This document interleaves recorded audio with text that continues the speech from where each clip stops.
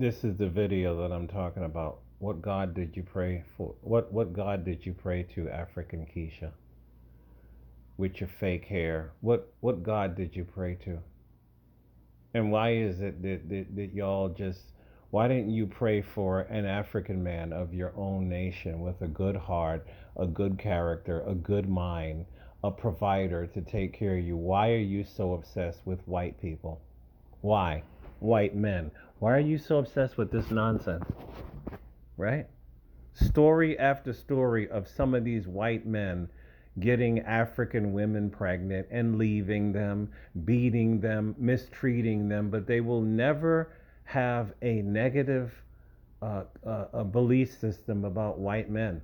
But they will only have this negative belief system about their own men. They do this crap all the time. All the time. I've met African women who have openly, been praising white men all the time. Look at this. I won't even play along. This woman asked God to give her a white husband, but years later she regretted it. I was so tired of everything. I said, God, please give me a white boyfriend who will take care of me, who will give me a family, what I need. God answered her request after only 30 minutes. Within that minute, God answered my prayer. But years later, she regretted it. You understand?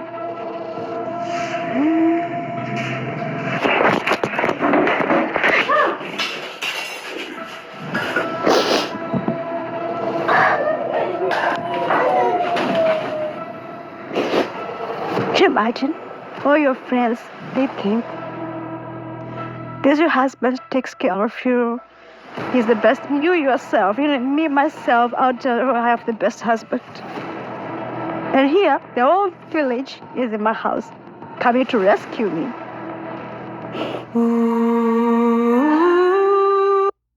What God are you praying to?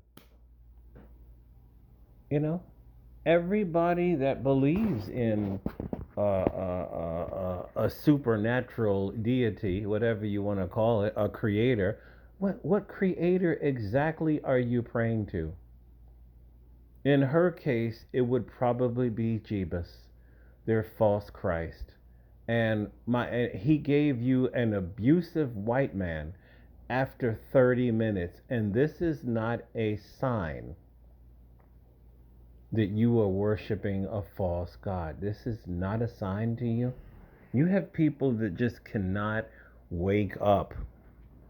If I was praying to Jebus and Jebus sent me a horrible woman, I would stop believing in Jebus for the rest of my life. I would renounce all of that nonsense and move the hell on because I wouldn't even question it. You are the false God. This is who you are. Why would a God that you call loving send you a horrible husband, a horrible wife, when you asked in his name to do these things for you? And this white man that you prayed to sent you a white abusive demon. Isn't this amazing? And none of these people can figure out what the hell is going on. You have a brain. Isn't it time for you to use it? Seriously, isn't it time for you to use the brain that God gave you? Isn't it time for you to do this? It's just absolutely insane that people do nonsense like this. I just can't figure these people out. Seriously.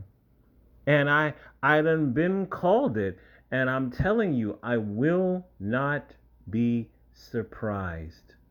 The next act in this magical swirl, the white man is God religion, the next act, I've been called it, and I won't be surprised that it's going to happen either this year or next year. Candace Owens' husband is going to divorce her. I'm telling you, this is my prediction. Because she's another lost Christian praying to a white man that has never saved anybody. A white man that does not exist. This does not, trying to tell these black women globally that you are praying to an idol, you are praying to a demon. And even if you say that that character is black, it doesn't matter. The scripture says that nobody can save you. Nobody but God himself. Nobody but the creator himself. That creator that was found in the very opening pages of Genesis, which is the greatest literature written in the history of the world. In the beginning, God, singular, created the heavens and the earth. God, singular. Not JC. Not idle shy. God alone. He did this. There is no God beside him. Right? Let me see if I can find one scripture I get the hell. I get off of here. I get off of here. Deuteronomy chapter 4.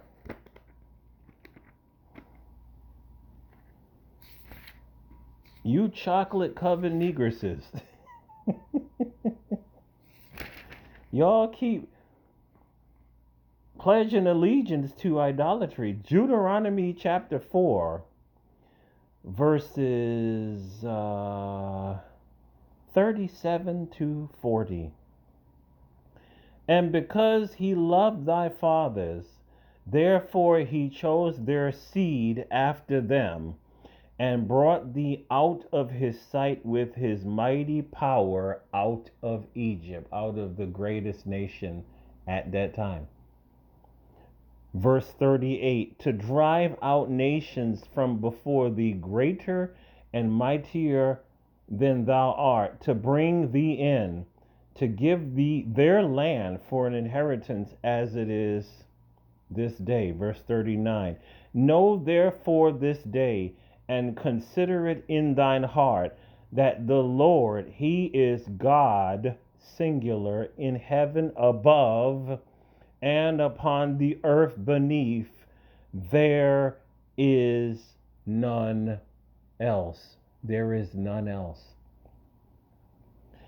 Verse 40, thou shalt keep therefore his statutes and his commandments, which I command thee this day, that it may go well with thee and with thy children after thee, and that thou mayest prolong thy days upon the earth, which the Lord thy God, singular, giveth thee forever. The Lord thy God, singular, give thee forever.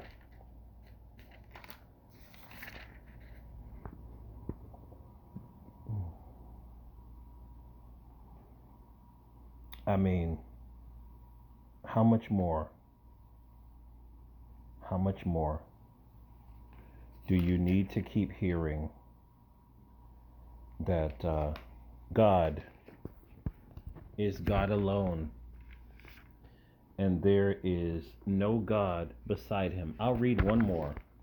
Joshua chapter 1. Joshua chapter 1. Verses 8. The book of the law shall not depart out of thy mouth, but thou shalt meditate therein day and night, that thou mayest observe to do according to all that is written therein.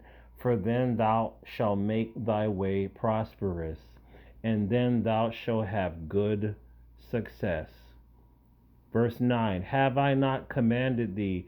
Be strong and be of good courage. Be not afraid, neither be thou dismayed. For the Lord thy God, singular, is with thee, whithersoever thou goest.